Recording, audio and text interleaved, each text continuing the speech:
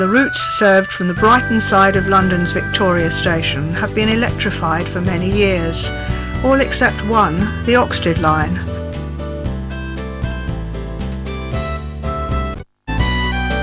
We leave Victoria behind and climb the bank to cross the Thames by Grosvenor Bridge.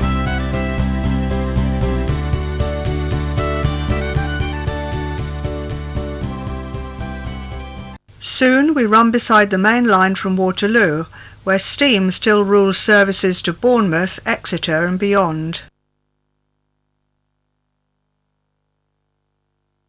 Clapham Junction is misnamed. Situated in Battersea, it's where 3 4-tracked routes have a combined station. Here the main line diverges from the older route via Crystal Palace.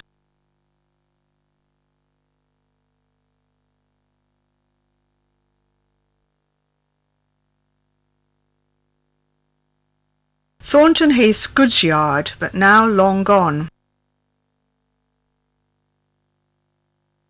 The spur to West Croydon, removed when the junction complex was remodelled in the 1980s. We meet the older route from London Bridge here at Windmill Bridge Junction.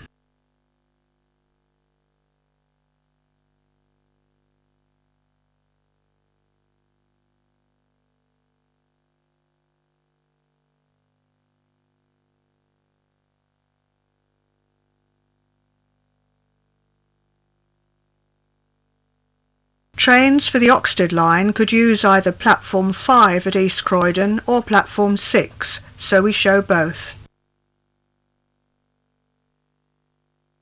When opened in 1841, this main line was shared by the Brighton Company and by the South Eastern Railway's route to Dover, until the 1868 opening of their cut-off via Orpington.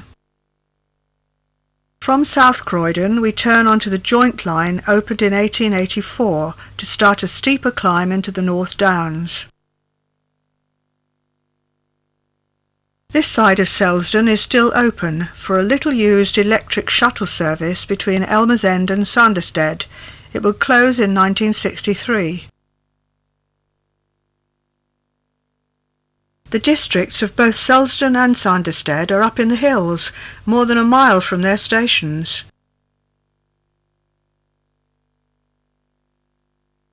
Leaping ahead, our train is being offered and accepted on a Harper's Block instrument in Upper Wallingham signal box, so the signalman can clear the signals for our passage.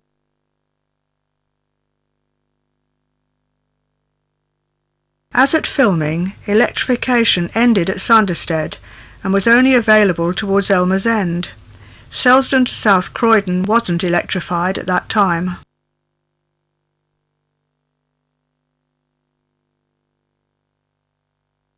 Riddlesdown station opened in 1927 to serve surrounding new housing developments. We are 13.5 miles from London Bridge. This route's usual motive power at this time, a BR Standard Class 4 264 tank from Brighton Works. The 800-yard Riddlesdown tunnel leads us into the Caterham Valley, but much higher than the Purley to Caterham branch line.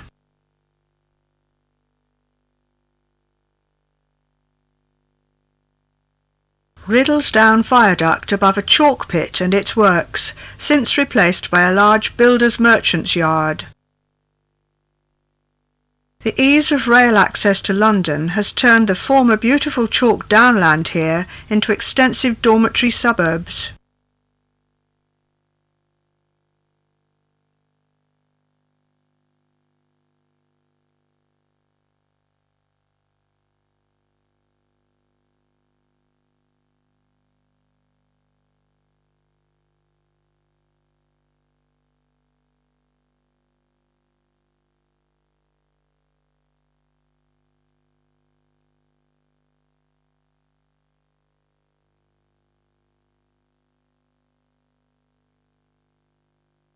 Down in the valley, the huge roundabout at the north end of the Caterham bypass.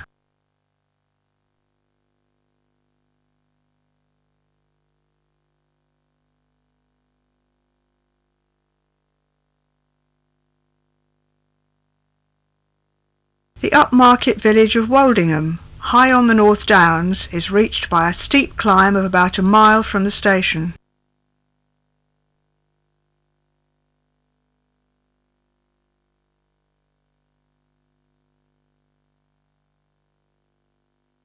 Woldingham signal box was normally open only during rush hours. At other times it was switched out with signals cleared. At last we reach the summit, shortly before we enter Oxted Tunnel, 1 mile and 500 yards long, all of it on a long curve. The remains of a private siding for a large chalk pit which had closed some years previously. Oxted Station provided to serve a village half a mile to the west, now known as Old Oxted. This station became the centre of a new community with shopping streets on both sides of the line. Time to replenish the tanks after the sprint through South London and the climb into the North Downs. The connecting train to Tunbridge Wells via Edenbridge Town waits across the platform.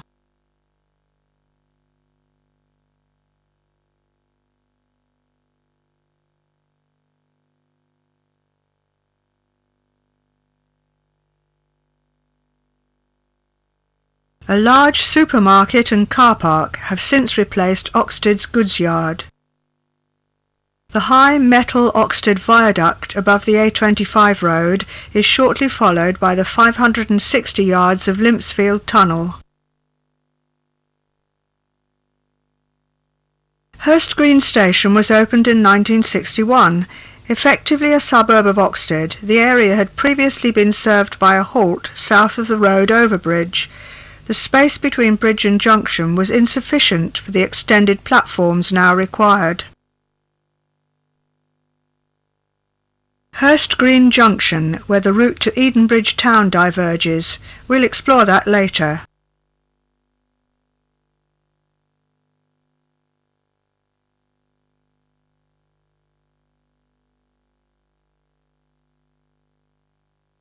We're approaching Crowhurst Junction, where the South Eastern's connection diverges to their old main line from Red Hill. Beyond here our route was entirely the property of the London, Brighton and South Coast Railway. A brickworks with its own private siding.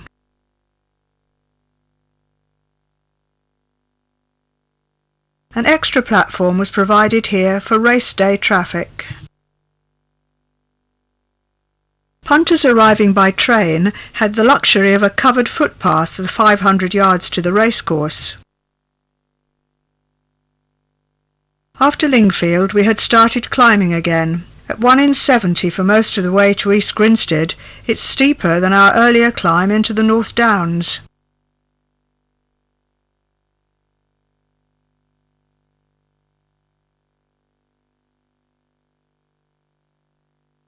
Away from the railway, this good-class residential area is known as Dorman's Land.